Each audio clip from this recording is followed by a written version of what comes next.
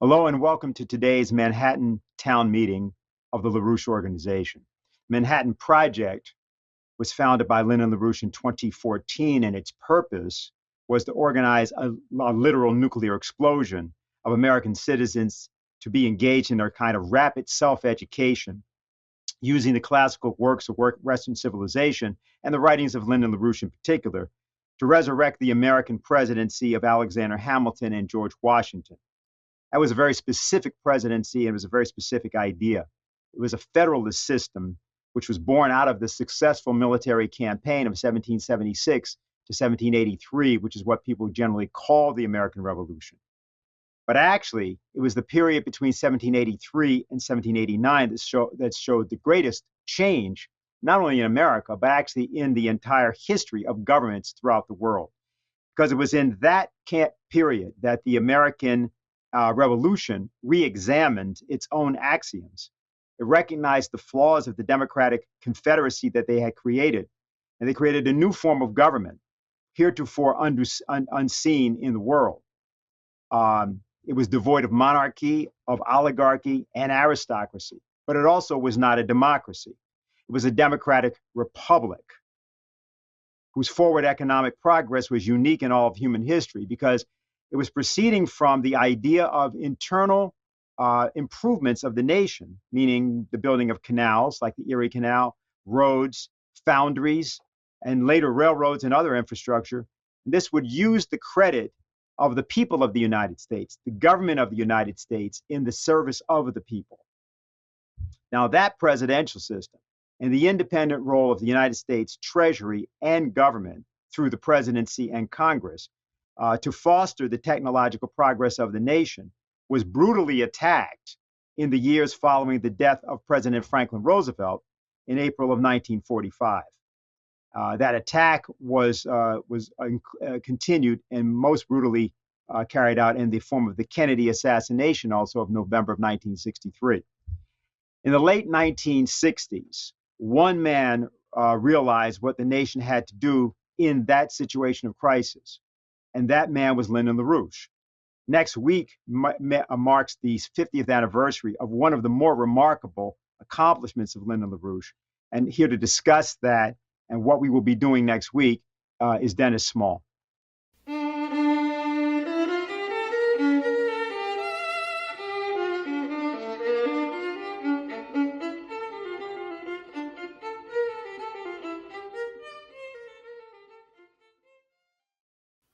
On August 15, 1971, 50 years ago, President Richard Nixon delivered a dramatic 18-minute national television address. It was a Sunday. He announced, number one, that the dollar was being decoupled from gold. The dollar would no longer be redeemable in gold. Number two, that a floating exchange rate system would replace the existing fixed exchange rate international monetary system. And number three, that a temporary wage and price freeze would be instituted in the United States, which quickly became phases 1, 2, and 3 drastic austerity measures. Although Nixon announced these measures purportedly to rein in financial speculation against the dollar, they in fact opened the floodgates to the most massive, lengthy, speculative binge in the history of mankind, coupled with physical economic collapse, which continues to this day. Accordingly, I have directed the Secretary of the Treasury to take the action necessary to defend the dollar against the speculators. I have directed Secretary Connally to suspend temporarily the convertibility of the dollar into gold or other reserve assets, except in amounts and conditions determined to be in the interest of monetary stability and in the best interest of the United States. In full cooperation with the International Monetary Fund and those who trade with us, we will press for the necessary reforms to set up an urgently needed new international monetary system. Stability and equal treatment is in everybody's best interest. I am determined that the American dollar must never again be a hostage in the hands of international speculators. The time has come for exchange rates to be set straight and for the major nations to compete as equals. There is no longer any need for the United States to compete with one hand tied behind her back. Nixon's speech was followed by the Azores International Monetary Conference in 1972, which officially ended the fixed rate system, and later by the 1999 cancellation of FDR's Glass-Steagall Act, which put the last nail in the coffin. Nixon's action unleashed an international speculative feeding frenzy that has today driven total speculative financial instruments, such as derivatives, up into the range of $2 quadrillion. That's a 2 followed by 15 zeros. To be sure, there have been other speculative bubbles throughout history, such as the Dutch tulip mania of 1634 to 1638, the Mississippi bubble, 1719 and 20, and the South Sea bubble of 1720. But they were all smaller and shorter in duration than today's monstrosity. Nixon's announcement of August 15, 1971, was the most far-reaching and catastrophic economic policy decision of the 20th century, in terms of its consequences down to the present. One economist, and one economist alone, called it. He warned that it was coming, he explained what it meant within hours of its announcement, and he spent the next 5 decades warning that if those policies were continued, the world would head into a systemic breakdown crisis and the likelihood of fascist economic policies. All the while, he presented detailed programs to reverse the crisis based on the idea of peace through development and on fostering the productive powers of labor of every person on the planet. That man was Lyndon LaRouche. LaRouche was reviled and unjustly imprisoned for 5 years for these efforts. His policies were not implemented in the transatlantic sector, and the planet today is paying the price for that folly in the form of a hyperinflationary blowout, an uncontrolled and deadly pandemic, and the danger of thermonuclear war. As a result of the campaign to defame LaRouche and silence his ideas, although you have probably heard of LaRouche, odds are that you haven't actually read anything that he wrote or studied his writings seriously. But some people, leading scientists and political leaders in different parts of the world, did listen to LaRouche and did study his works. From the Russian scientific giant Pobisky Kuznetsov, to former Mexican President José López Portillo, to former Italian economics minister Giulio Tremonti. The LaRouche Legacy Foundation is proud to announce that on Saturday, August 14th, 50 years after Nixon's fateful announcement, it will hold an international seminar featuring such leading thinkers. You will be able to hear from them directly about LaRouche's economic breakthroughs, about his unmatched record of forecasts, and about his programmatic proposals to develop every corner of the planet and the solar system. The seminar will help you understand why it is past time to exonerate LaRouche's ideas, both for reasons of simple justice and to be able to at last implement his policies.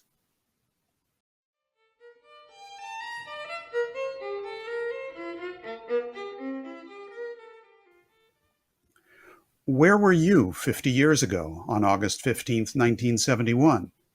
Where will you be 50 years from today?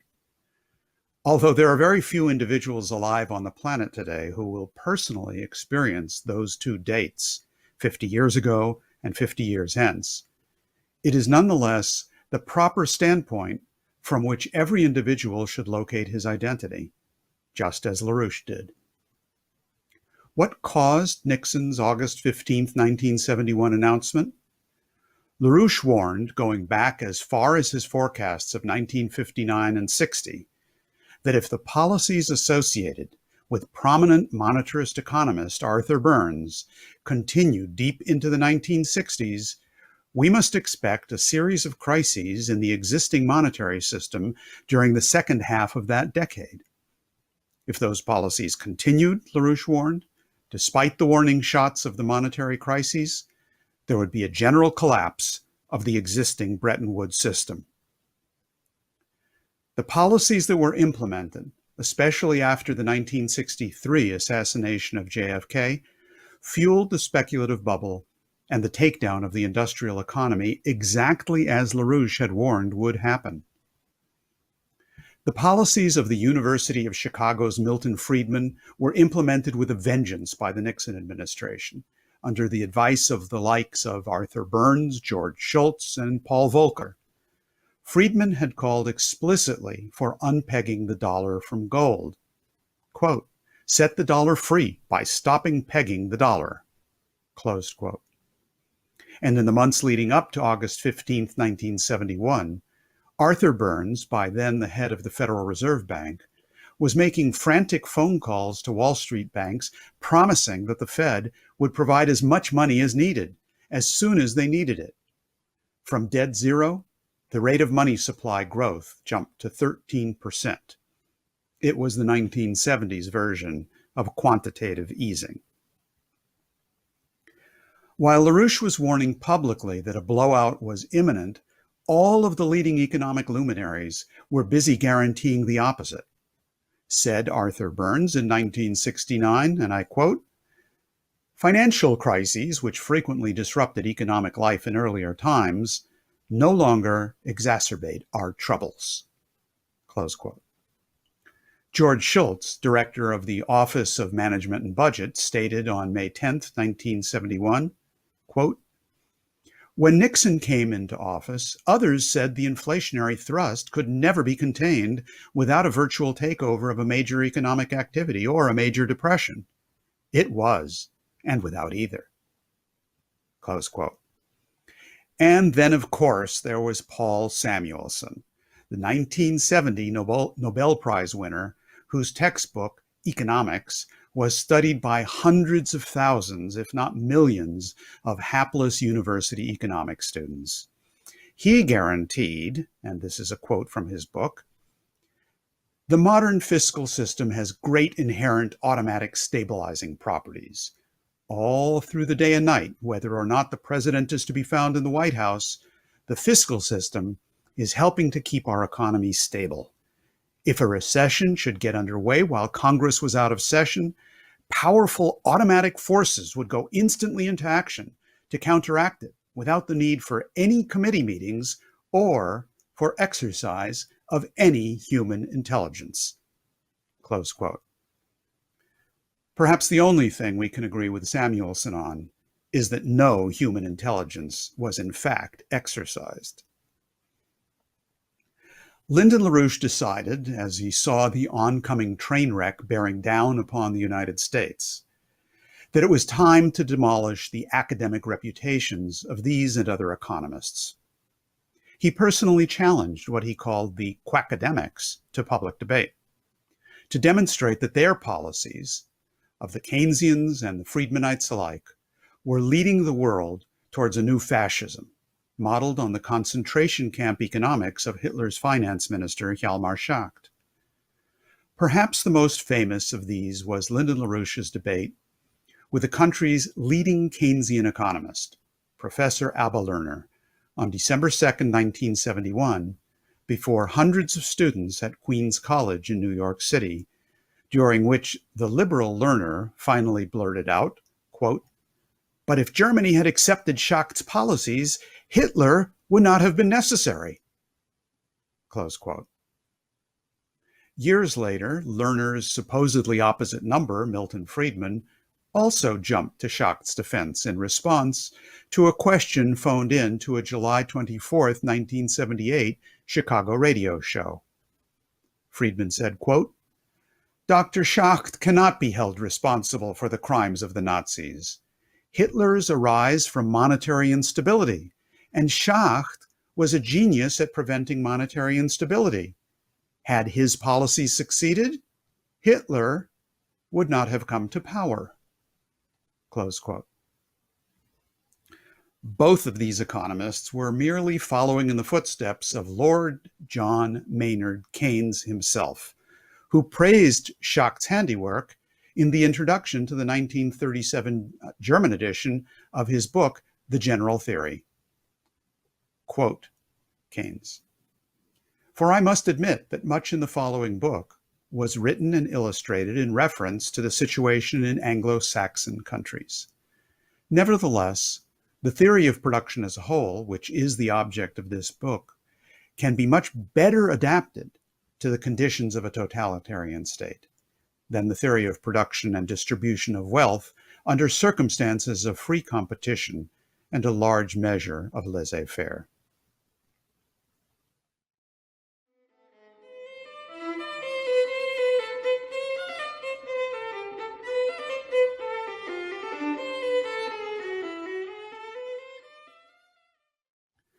What was Lyndon LaRouche's fundamental discovery in economics?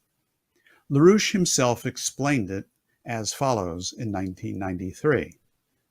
Quote, "The central feature of my original contribution to the Leibniz science of physical economy is the provision of a method for addressing the causal relationship between, on the one side, individuals' contributions to axiomatically revolutionary advances in scientific and analogous forms of knowledge, and, on the other side, consequent increases in the potential population density of corresponding societies." Close quote. LaRouche developed a pedagogical graph to point students in the right direction. If a society's rates of growth of monetary and financial aggregates rise hyperbolically as the physical economy collapses, that system will sooner or later blow out. All schools of economics, other than the Leibniz School of Physical Economy, otherwise known as the American system of economics, focus exclusively on the two upper curves, absurdly thinking that problems can be foreseen and solved by merely monetarist manipulations. LaRouche used this scientific approach to issue 9 economic forecasts between 1956 and 1994, each of which was uniquely accurate, where every other living economist failed miserably.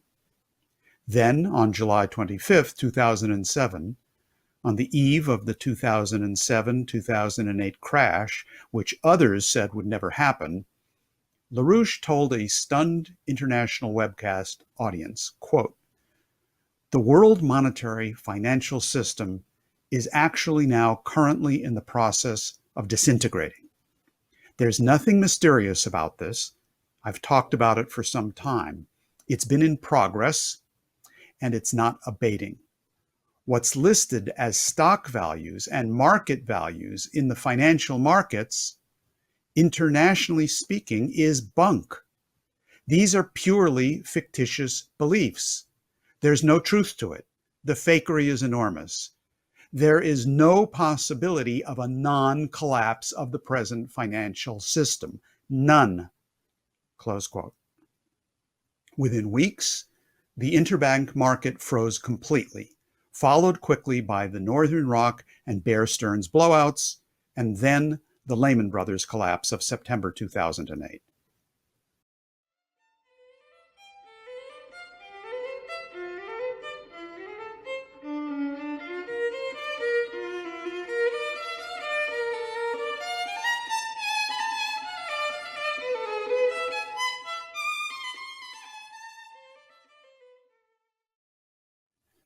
Throughout his life, LaRouche showed that the art of physical economy lies in fostering man's unique creativity to achieve nonlinear leaps in the productive powers of labor.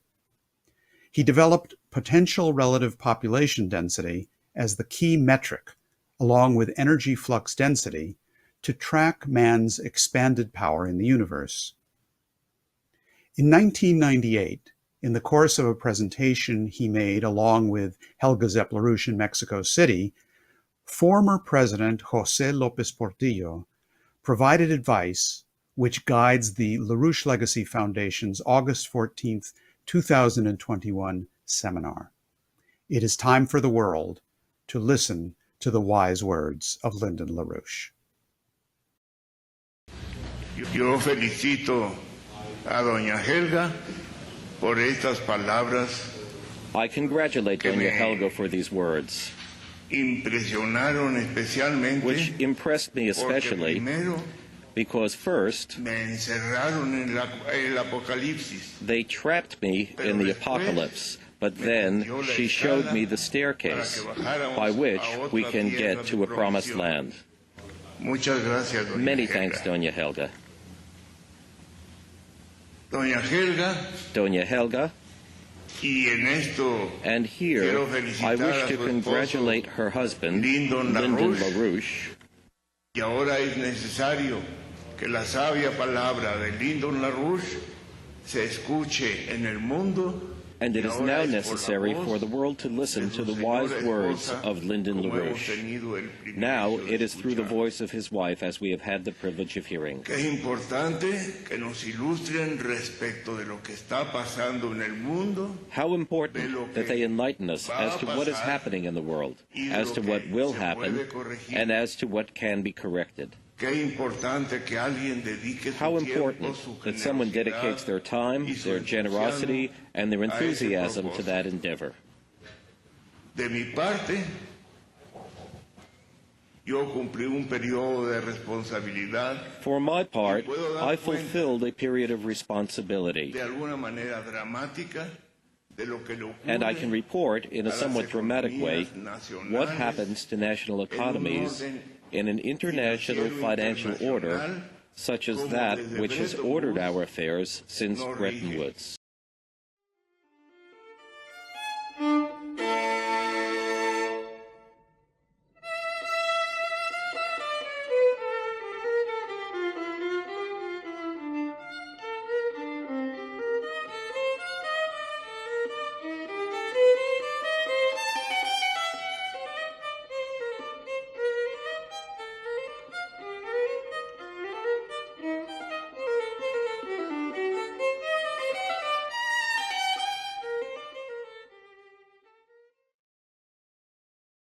The world is today faced with a synergy of plagues. We're not simply talking about diseases in the normal way that they're thought about. There are also intellectual plagues, dead, zombie-like ideas that infect and eat the mind of the living.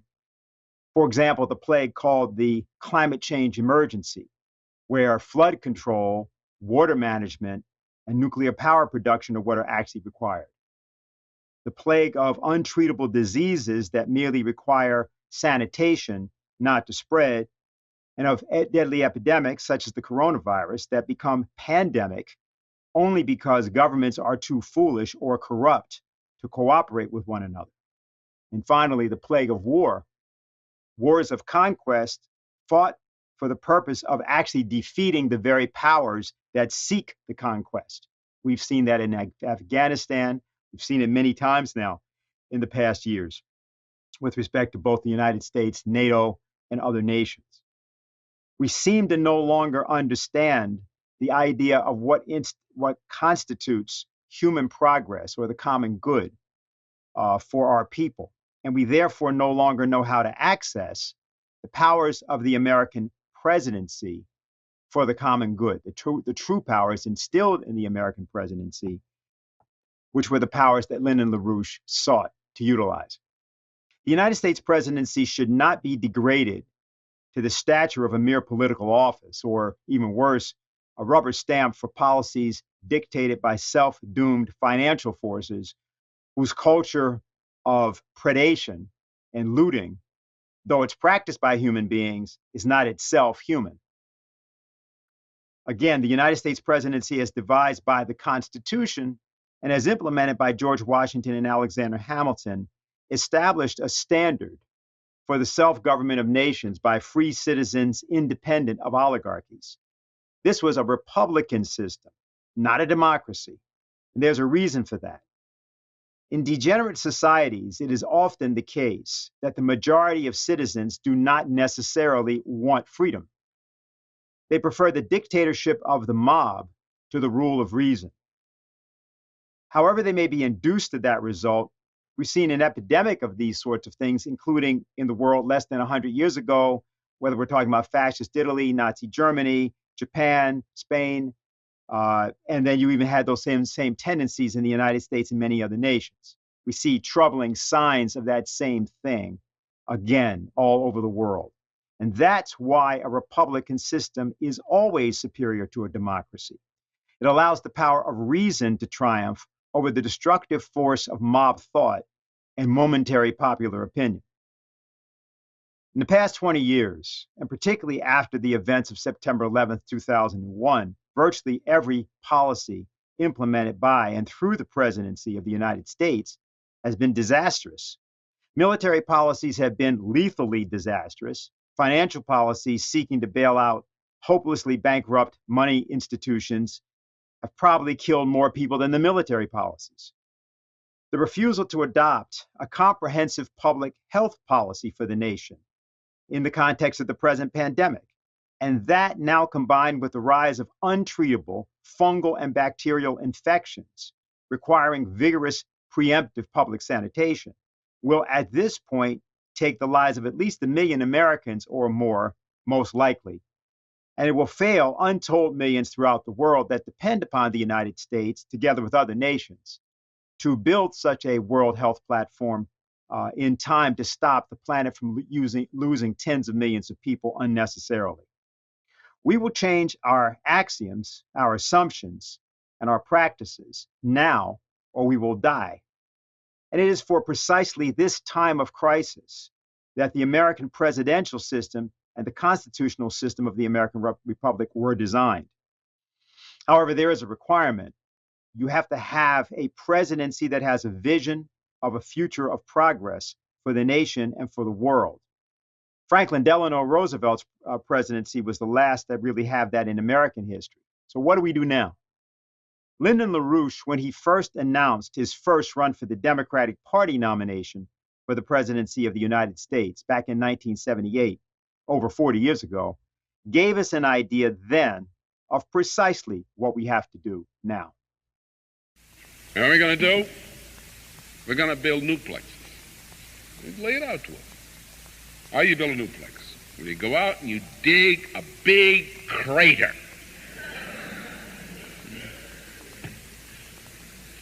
You lay a big footing, unless you've got bedrock, but you even that off. You don't even care what the terrain is like. Makes no difference. Wherever you are, blast it out, build a crater.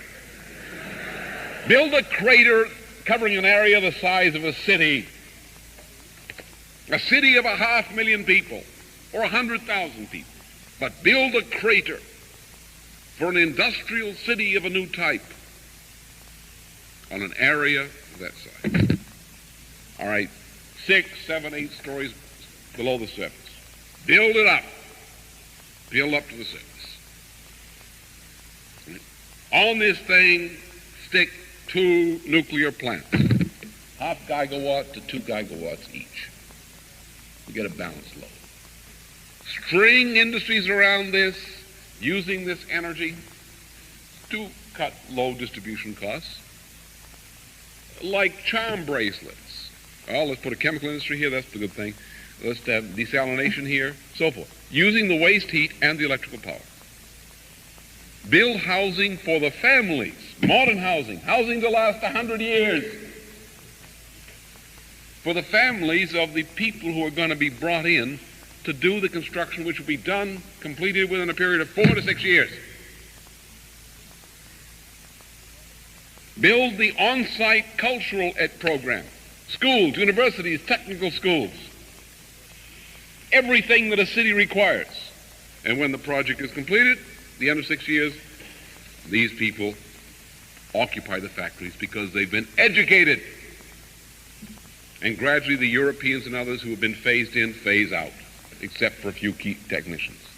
The city then is built, it's modular, you can change it, you can develop it with no big cost, its transportation systems are built in, and modular for the next 100 years, for any technological improvements which will be significant in the next 100 years. The city functions, city buildings. Now, 4 to 6 years, we're going to build hundreds of these in the next 25 years. Hundreds of them. hundreds of new cities throughout the world, especially in the developing sector. These cities will be linked together. They will form a network of high technology culture, planted in the middle of the rest of the population. And from these cities and through these cities and their universities and technical schools and technical services to the surrounding area, we'll lift one generation of the human race up from barbarism and oppression into modern life. And in the next 25 years following that, we'll complete the job. And within 50 years from now, the human race will be transformed as we city builders intend to do it. We're going to mobilize every industry that exists, that's viable, and every one that can be created to do this. We're not going to export a few $10, $20 billion worth of additional exports. We're going to export hundreds of cities. We're going to change the world in 50 years entirely, and we're going to lay the foundation for changing the world in 25 years. Our export program is going to rise to the trillions. And there's nothing speculative about it, it's just a hard business deal. That's all. Put me in the White House, and get a bunch of these characters down, American corporate power, European corporations, get them down there, and I tell them what we want to do. And they say, what about the details? I said, don't bother me about that. I know how to build something. You guys do it. Make it work. And remember, it's going to be built in 4 to 6 years this way, and there's not going to be a delay. You're going to get the job done. Now we're going to go out and negotiate. You are committed to doing it. Now we're going to go out and negotiate. We're going to deliver. We're going to give these things. So this was an idea not merely for a new economic policy or for a few jobs, or even for new technologies being applied to an old system. It was an idea for an entirely new platform for human development, a completely different way of thinking, not about things, but about people, about new cities, new combinations of people. Of course, the city had been the center of progress for humanity throughout the entirety of humanity's existence.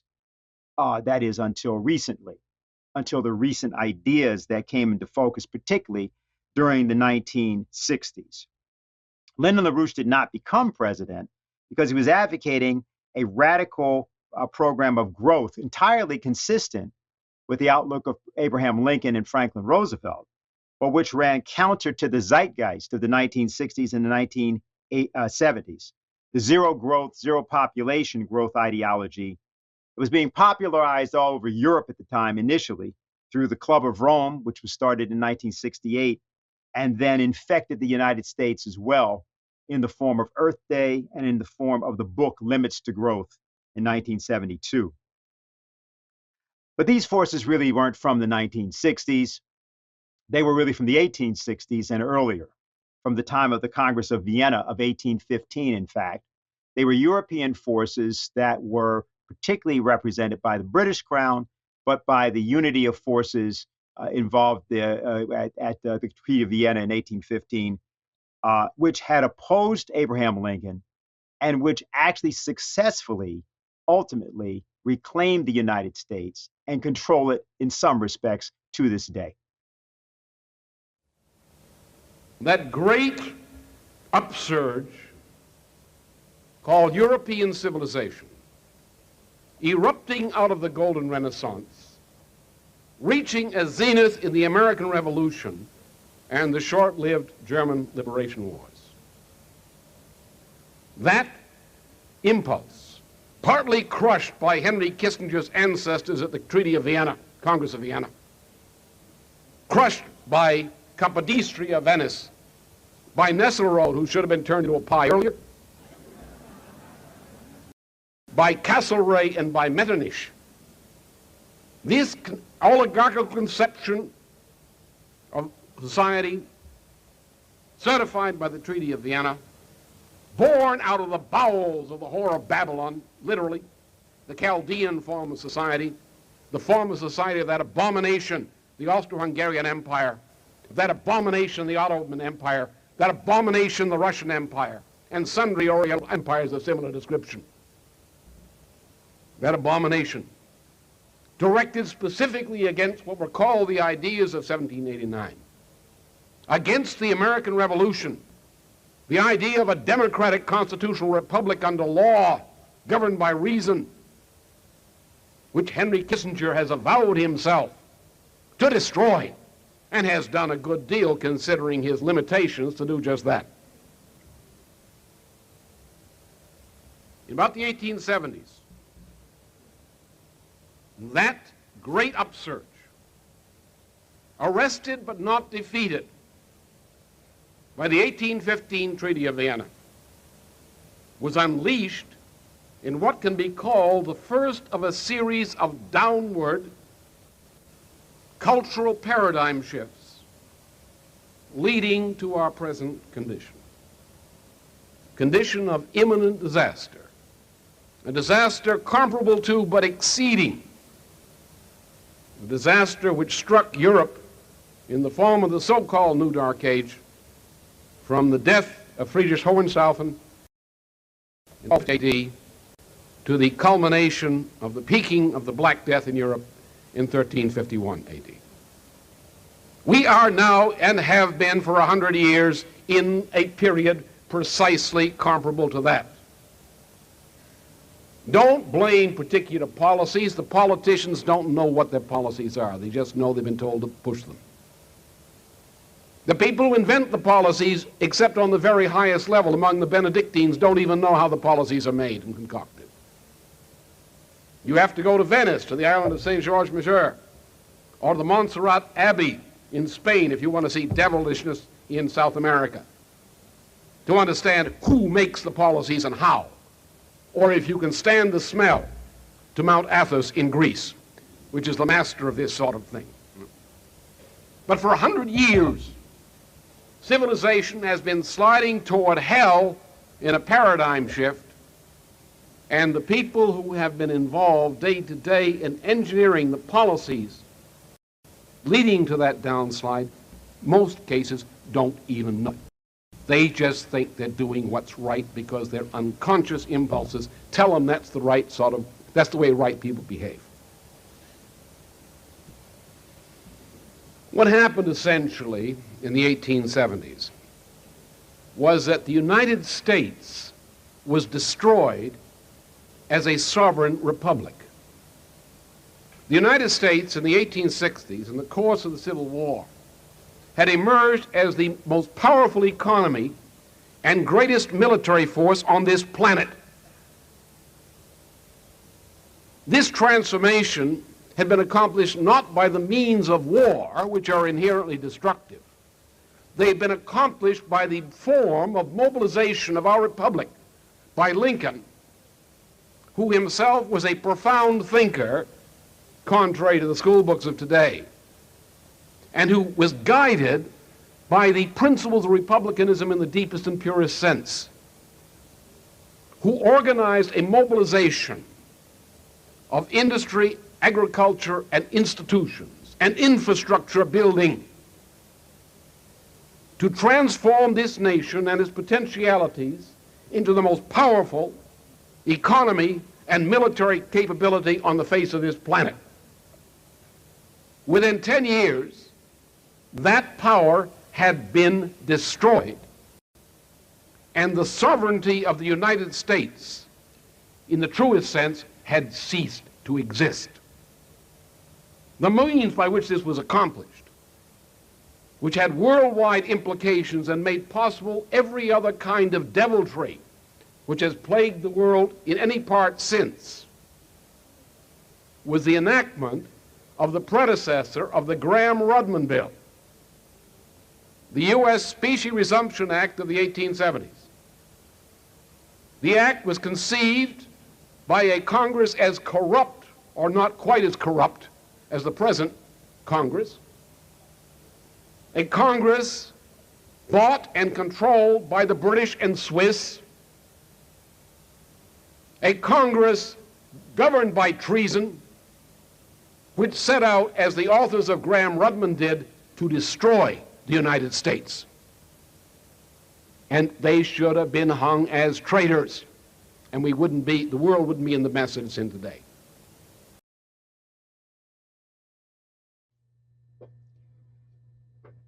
Abraham Lincoln, as Lyndon LaRouche indicated, was a profound thinker.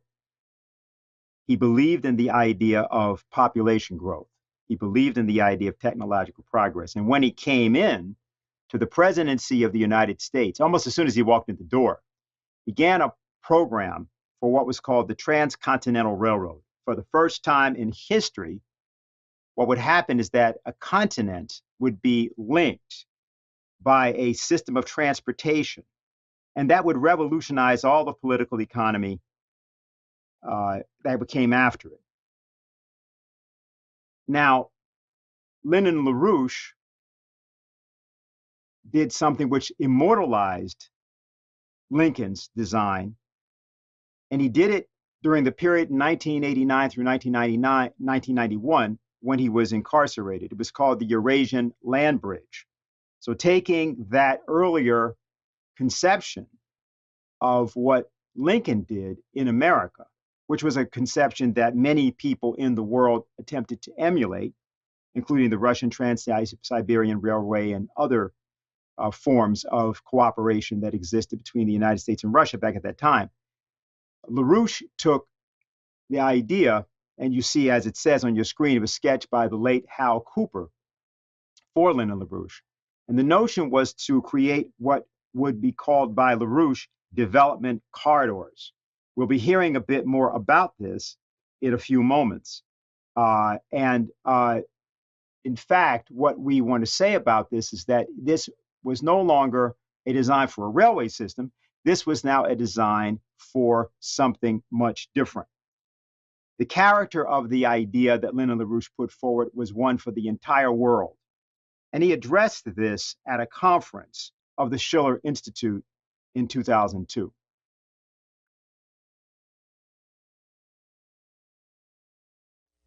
There are some practical considerations in this, strategic ones. And you'll see that the two focal points of this conference will turn out to be at the end as they are at the beginning. The issue of Eurasian recovery, Eurasian development as the pivot for world recovery, including the role of Russia as a very special part of any such recovery effort, and the relationship of this Eurasian commitment to the contrasting situation of Africa. In other words, to understand the world as a whole in the simplest terms of reference, look at the possibility of what we can do in Eurasia, and then look at the needs of Africa in order to see humanity in its wholeness. Those who have the means to lift themselves up, and those on whose behalf, in the larger term, they must act to lift them up too. Because the idea of the general welfare, while it's a notion of government of each nation, also must be a notion of the relationships among the nations of the world. We must find a community of principle in the notion of the general welfare to unite nations for a common good. The common good is the general welfare of the nations, of the people in each, and of the community of nations as a group. It's the only chance for this planet.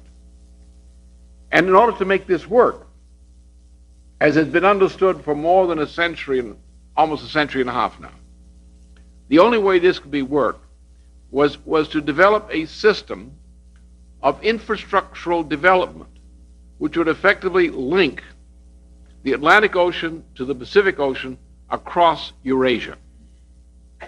Now, this is not railroads. This is not Silk Roads. These are corridors of development, corridors which run a range of, say, 100 kilometers in width, up to 100 kilometers, from the Atlantic to the Pacific, going in various directions, north, south, and so forth.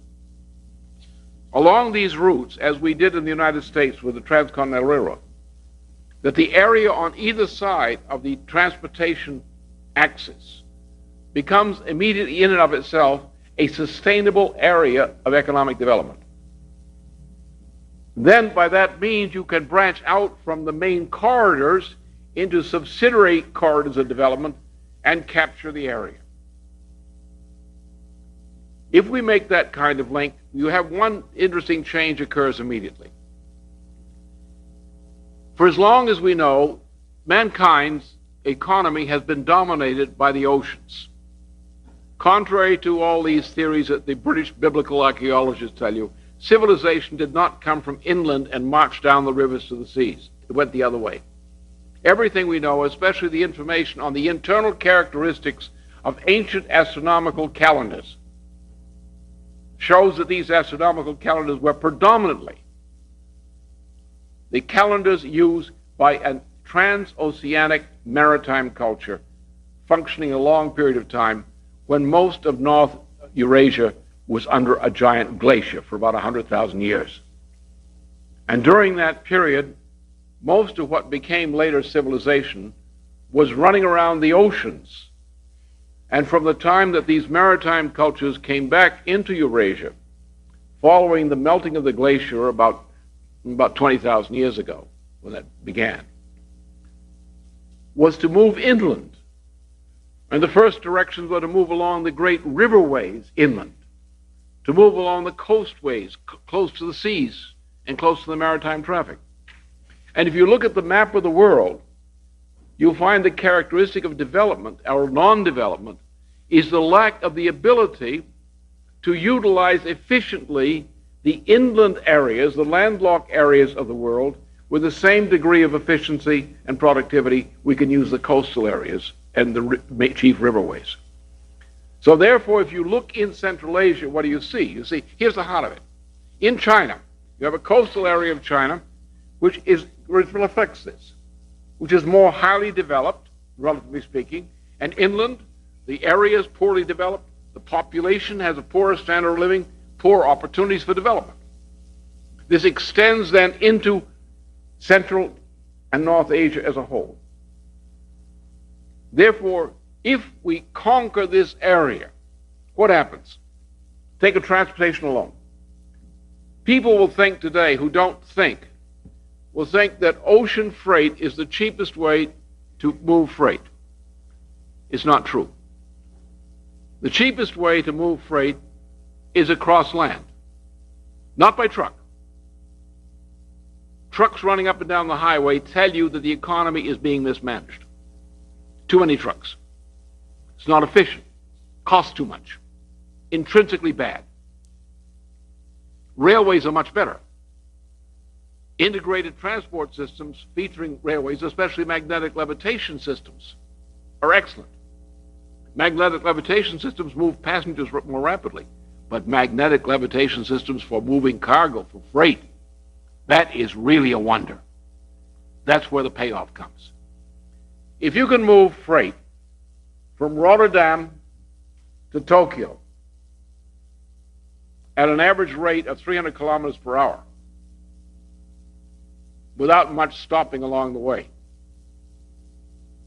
and if for every 100 kilometers of motion across that route you are generating the creation of wealth through production as a result of the existence of that corridor, then the cost of moving freight from Rotterdam to Tokyo is less than zero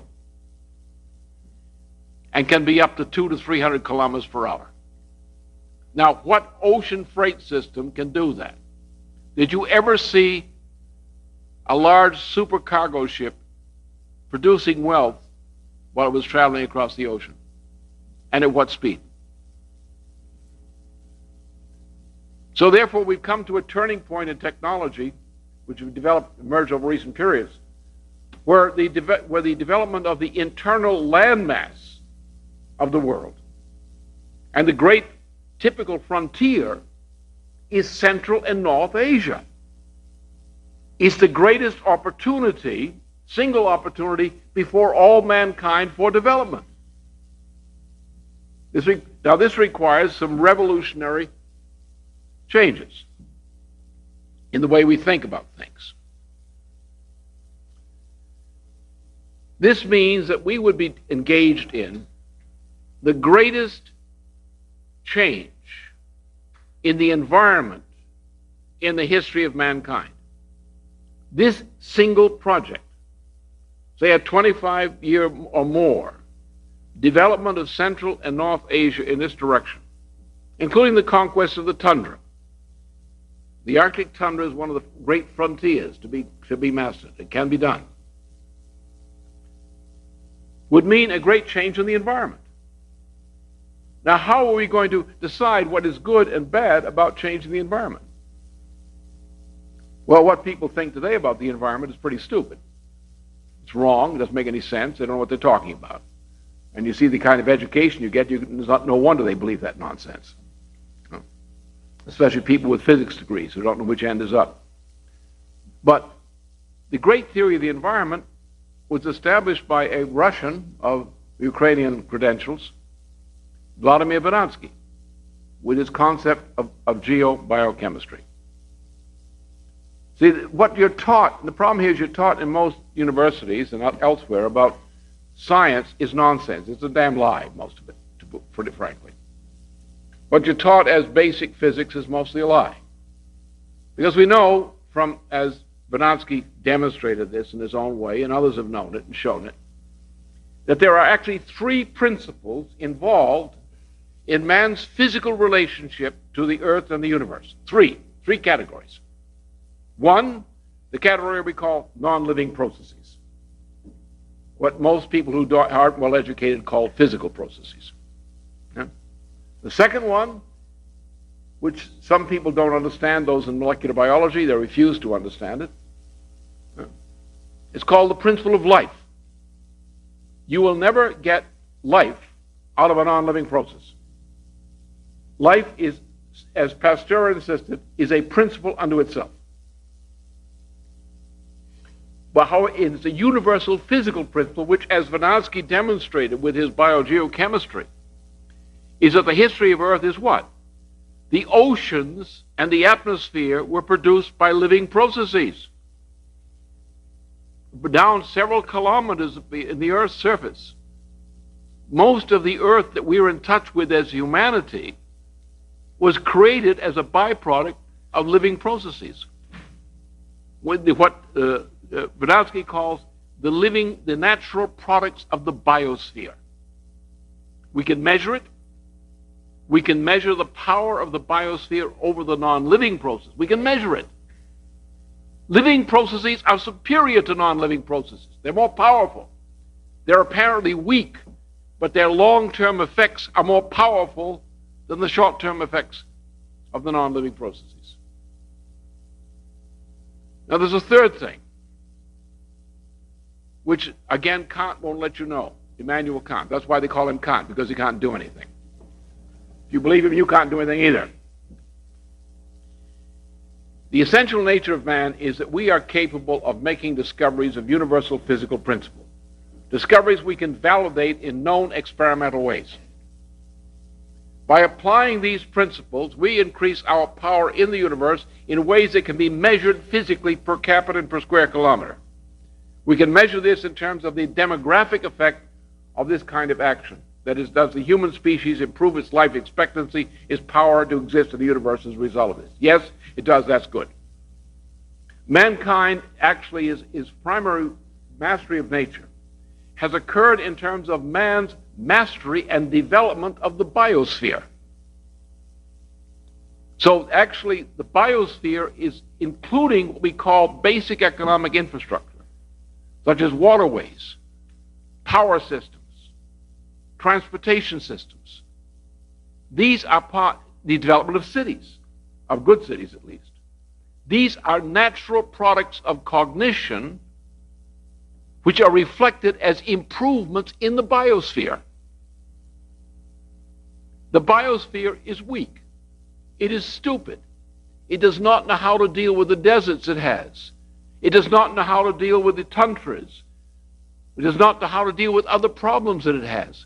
But we as human beings can come to our poor, stupid slave, the biosphere, and say, we will educate you and we will make you stronger and better. So mankind intervenes in the biosphere to make the biosphere better. And so the principles of discovery, the application, the discovery of principles, applied to the environment creates the natural products of cognition in the biosphere, which improves the biosphere, which increases the potential for human life. So this is not a mysterious, arbitrary area. This is an area of science. It's an area of scientific precision, which would mean that the job to do is not to say, is it good or bad to tamper with the environment? It's very good to tamper with the environment if you know what you're doing. But you have to develop the science of water management, the science of transportation, the science of reforestation, the science of how to change and control the atmosphere and the climate. You can't make big mistakes. These mistakes will live with you for a quarter century or longer. You can't make big mistakes. Therefore, you have to have competent people, competent groups of people making the determination of how we do this. But by changing the biosphere of Central and North Asia and changing the biosphere in the arid areas of China and so forth, we will create the greatest boon for humanity in any part of this planet. What we need is a task-oriented mission task force to undertake the policy planning for precisely this, and it must be international.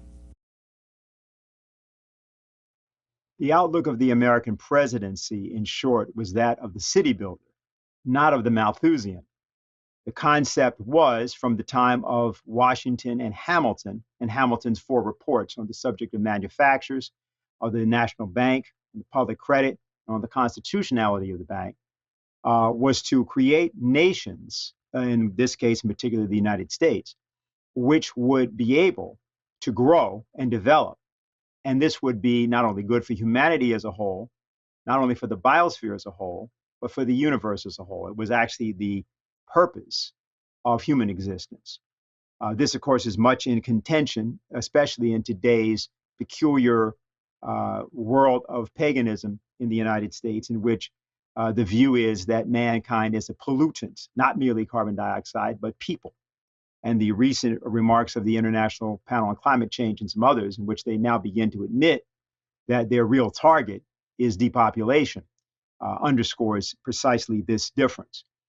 It was not only Abraham Lincoln, and it wasn't only the cause for which he fought, that showed this Malthusian, this anti-Malthusian outlook. One of Lincoln's colleagues and allies in the Congress of the United States, William Kelly, gave a speech after the war in New Orleans in 1867, in which this outlook is boldly stated. He said, "New Orleans is the entry point for the commerce of the Gulf, the trade of which proceeds under our bright flag. The river that winds around you, the Mississippi River, carries to the sea the waters of 60,000 miles of river course. The valley it drains will sustain a population of 500 millions of people. They will be free, intelligent, enterprising, and given to commerce. And your city will be the center of their great commercial exchange. But as I look through the vista of a bright future, the glories of the great cities of antiquity fade away, and Florence, Venice, and Genoa recur to me as so many distant villages.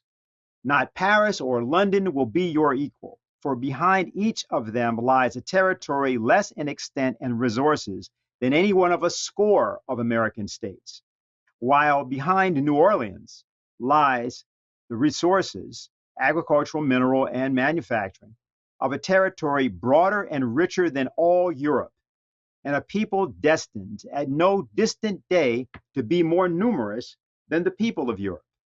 And when those days shall come, loyal men of Louisiana, the name of Abraham Lincoln will be uttered with reverence by every lip, and all men will give thanks to God that he so ordered his providence as to establish political equality throughout the enduring union of American states."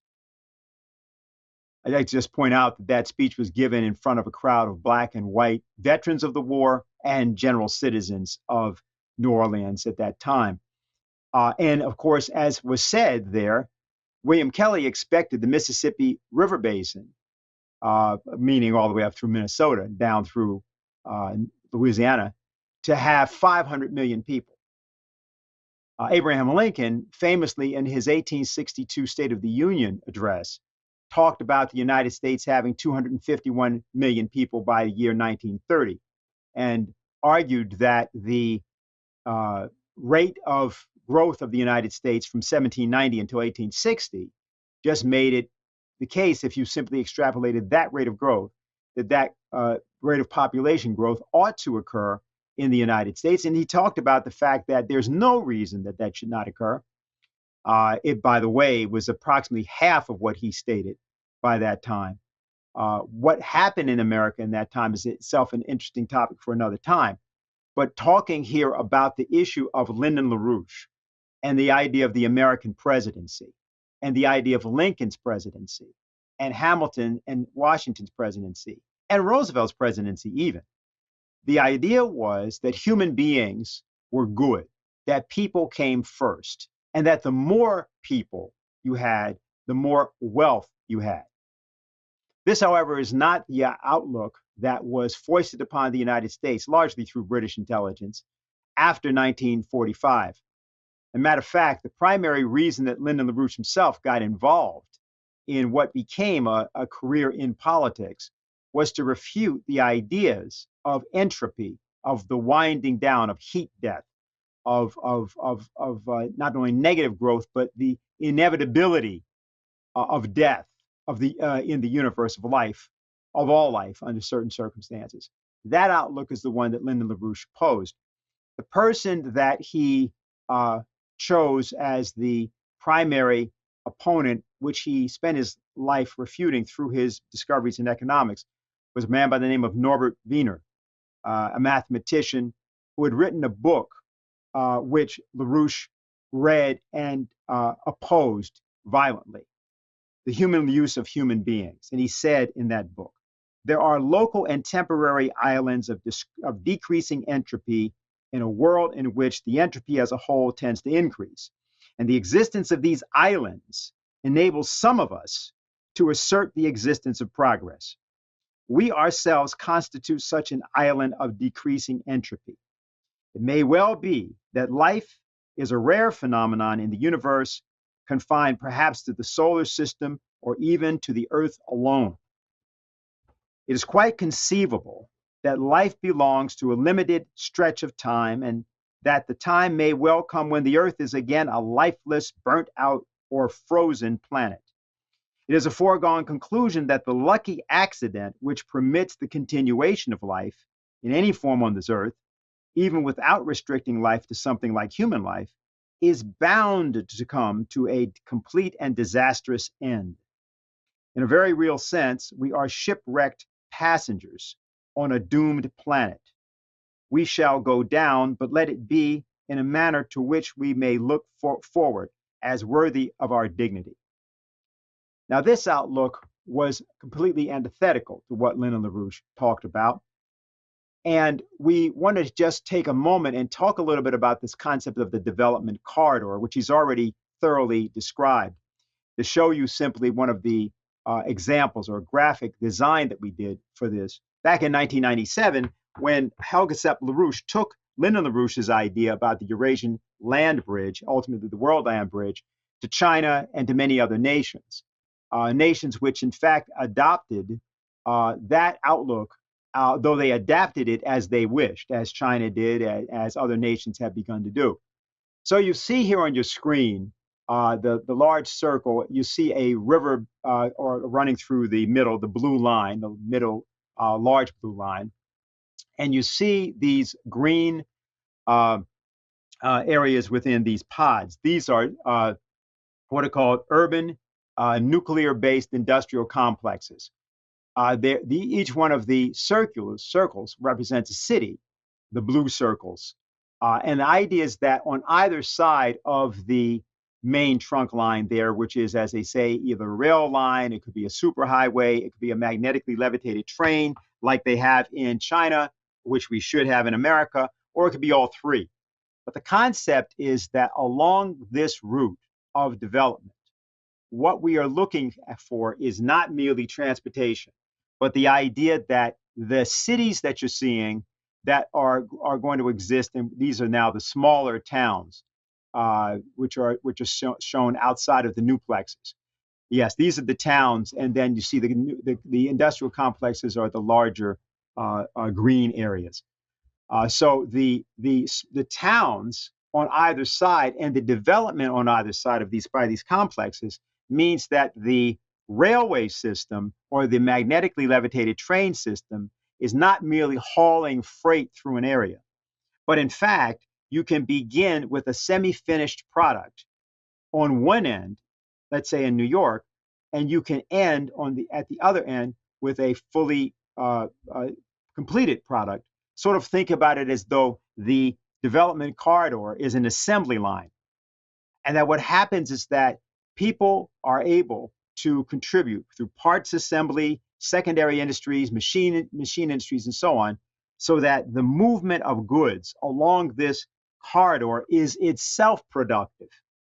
So, as Lyndon LaRouche has said, if you have a ship that's going along the ocean, can the things on the ship become more productive? Can they become more specialized?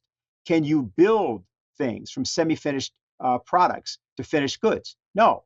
But along a development corridor and running through the interior of continents, this completely revolutionizes human life, human productivity, and the possibilities for human creativity. So what we are going to be doing next week is not merely commemorating or memorializing, in one sense, Lyndon LaRouche's 1971, August 15th forecast, but rather we're going to be trying to visit for Americans the 50 years of degradation that we have lived through, the 50 years of humiliation by adopting the crazy idea of zero growth, zero population growth, zero industrial growth, negative growth, cutting back on energy, etc. These were the means by which the American Revolution itself, the American Republic itself, was being undermined, such that 5 years from the 250th anniversary of the founding of this country, America itself may be at issue, its continued existence. What we want to do is we want to bring you into a working arrangement, which we've called the Coincidence of Opposites, or the Committee for the Coincidence of Opposites in particular. So far, that committee has largely consisted of military persons, doctors, and other specialists who have been addressing the issue of the coronavirus. But of course, that issue goes way beyond vaccines. It has to do with public sanitation. It has to do with clean water. It has to do with very abundant uses of energy. It has to do with deploying these things into every corner of the earth as fast as possible, because in this case, the weakest person, the person who is most deprived, is the primary focus of any effort that can be successful in saving the rest of the human race. That is to say that the combination of non-treatable diseases and pandemic conditions, including the conditions of famine and of economic destruction that now exist on the planet, are an immediate threat to you, no matter how so-called rich you think you are. But it's only the American presidency, and not meaning only America, let me be very clear, because the nation of China and the presidency of Russia in particular have been instrumental in keeping the human race alive and functional. While we may have differences, and with political differences of various types with different nations, the issue of our continued durable human survival requires a cooperation among all nations to the end of being able to extend the population, the life expectancy, of course, but also the possibilities of living in a productive, safe, healthy way to everybody on the planet. The adolescence of humanity has to end.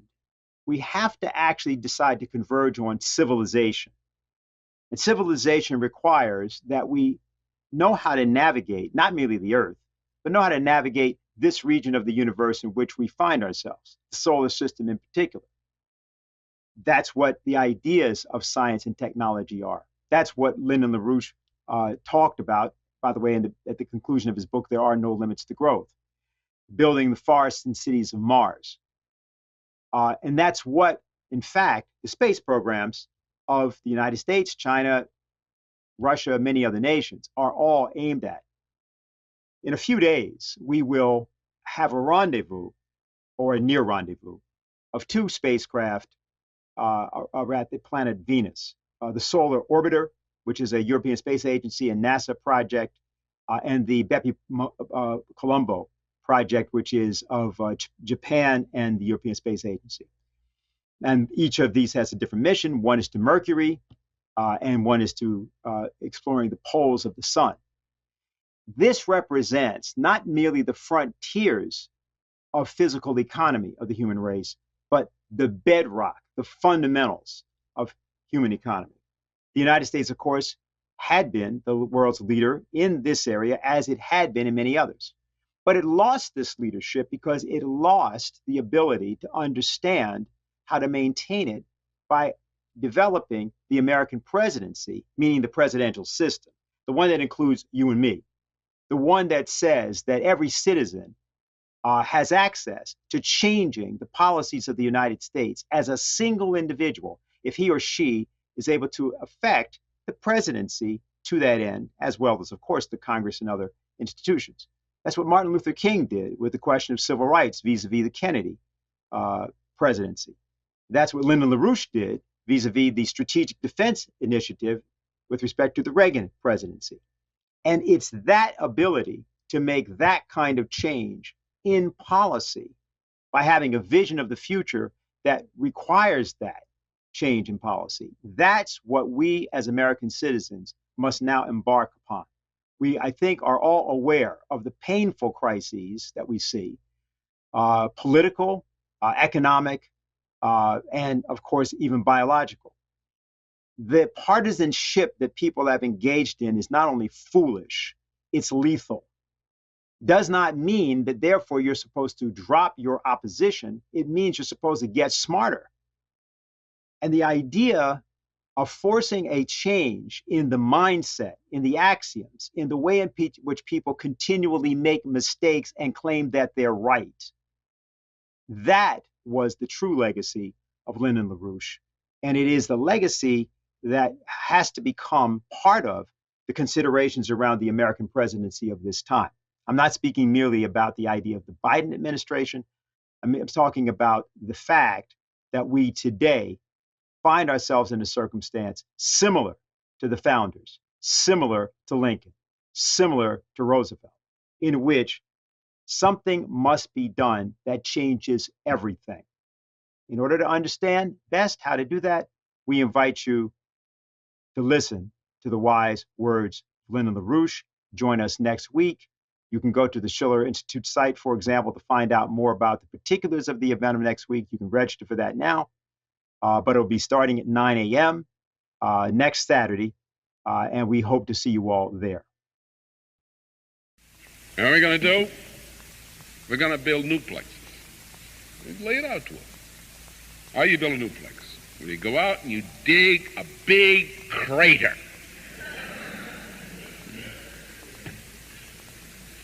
You lay a big footing, unless you've got bedrock, but you even that off. You don't even care what the terrain is like. Makes no difference. Wherever you are, blast it out, build a crater.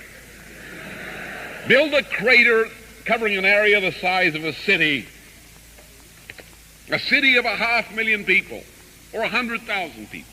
But build a crater for an industrial city of a new type on an area of that size. All right, 6, 7, 8 stories below the surface.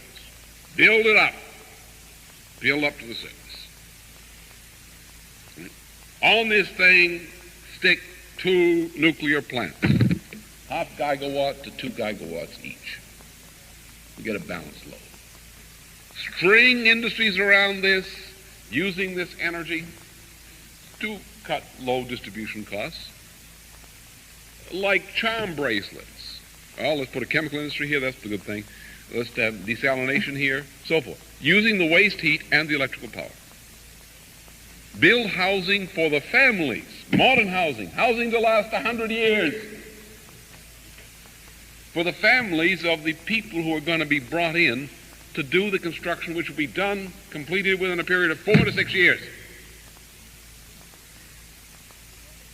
Build the on-site cultural program, schools, universities, technical schools, everything that a city requires. And when the project is completed, at the end of 6 years, these people occupy the factories because they've been educated. And gradually the Europeans and others who have been phased in phase out, except for a few key technicians. The city then is built, it's modular, you can change it, you can develop it with no big cost. Its transportation systems are built in and modular for the next 100 years for any technological improvements which will be significant in the next 100 years. The city functions. City buildings. Now, 4 to 6 years. We're going to build hundreds of these in the next 25 years. Hundreds of them. Hundreds of new cities throughout the world, especially in the developing sector. These cities will be linked together. They will form a network of high technology culture, planted in the middle of the rest of the population.